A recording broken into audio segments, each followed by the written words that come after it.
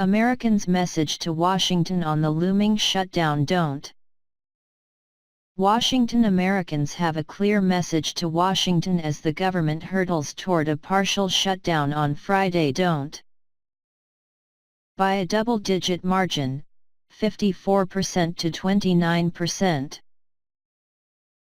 Those surveyed in a new USA Today/Suffolk University poll say they oppose the shutdown that President Trump has threatened if Congress doesn't agree to his demand for $5 billion in funding for a border wall. Who would bear the blame? By nearly 2 to 1, Americans would blame Trump and the Republicans, not congressional Democrats. 43% would blame the president and the GOP, while 24% would hold congressional Democrats responsible. 30% would blame both sides equally responsible. Completely, it's Donald Trump's fault, says Dave Dobrin, 60, a retired computer programmer from Orange County, California, who was among those surveyed. A political independent, he voted for Democrat Hillary Clinton in 2016.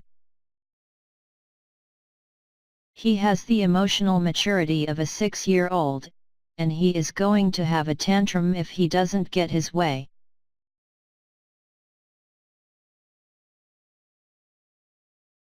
But Dwayne Pyle, 33, a Republican who voted for Trump, says the need for a wall to secure the southern border is crucial and blames Democrats for refusing to cooperate with the president. "We hired him to do a job," said Pyle, of Redding, California, who works in sewer line maintenance.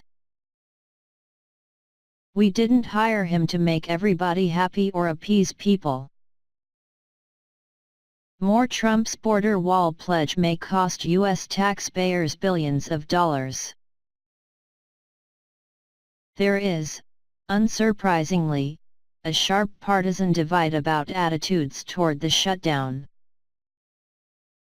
Democrats are almost universally opposed to it, 83% 6%.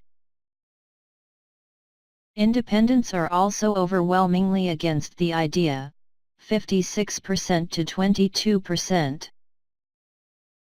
But 2/3 of Republicans support a shutdown, 1 in 5 oppose it. The blame game also has a partisan cast. Democrats 81% of them place the blame on Republicans. Republicans 58% of them place the blame on Democrats. And independents 43% of them place more blame on both parties equally than on either individually. The nationwide survey of 1,000 registered voters, taken by landline and cell phone Tuesday through Sunday, has a margin of error of plus or minus 3 percentage points. The partial shutdown, which would begin 3 days before Christmas, would be the third since Trump took office 2 years ago. More another shutdown?